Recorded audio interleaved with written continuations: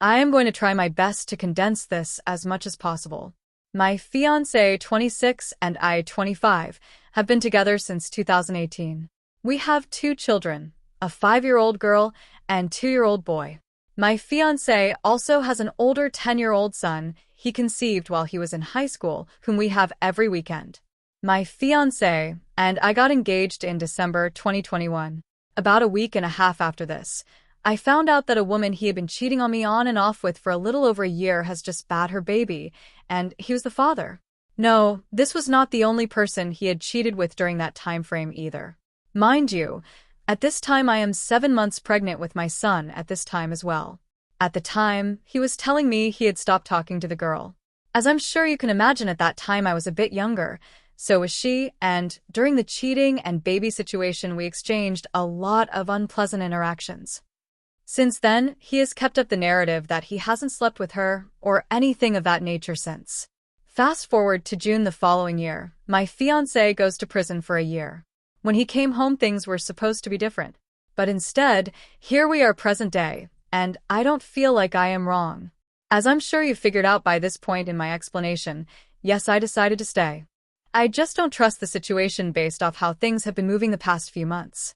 While he was in prison, we agreed that one of the boundaries regarding the situation was that he was not going to be around her unless it was 100% necessary, which means his daughter would be coming over to our house for him to spend time with her and with us on outings at times, etc.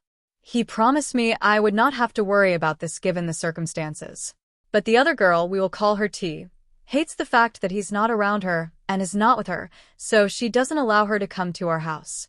He has broken this rule with me twice since he has been home. The first time, he lied and told me he was going out with his friends. He said he felt like he had to lie because he wanted to see his daughter, and the mother of his child would not let her come to our house. This was when he first got out of jail.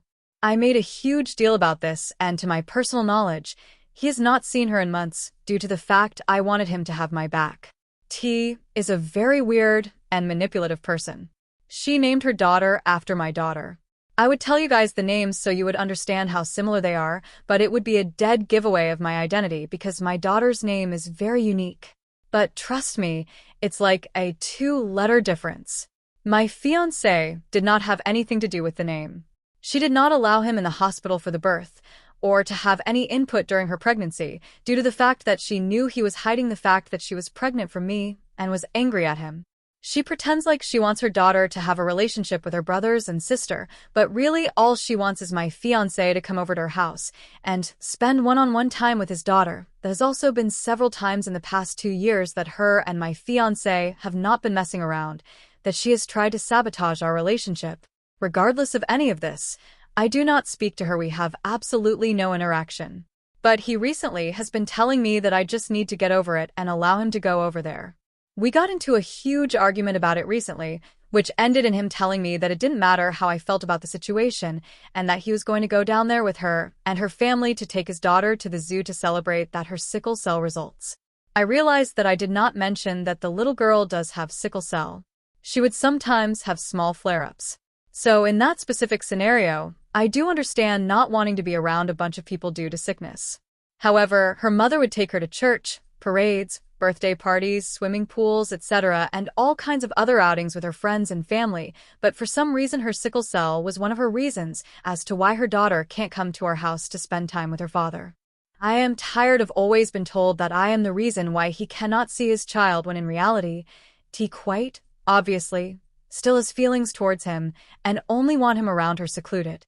I have done nothing but embrace the fact that his daughter is more than welcome in our home, regardless of the fact that I am still extremely hurt by the situation.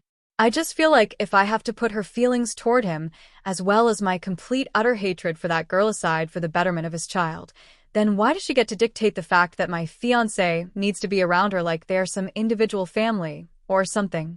Then, to make things worse, me and him used to share locations within the last 2 to 3 months.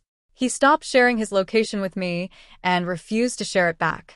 He's been hanging out with his friends more, and I just feel like overall not putting as much effort into the relationship. I have tried to talk about this with him, and he just makes it seem like I'm crazy and don't know what I'm talking about.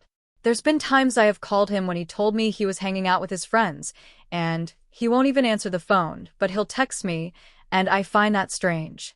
I used to have the password to his phone, but then he changed it. I really just need to know if I'm the asshole. It's 2024. I found out about this in 2021. I've been going to counseling to try and get past it, and it's not like I wallow in it every single day. I don't even bring it up, rarely ever.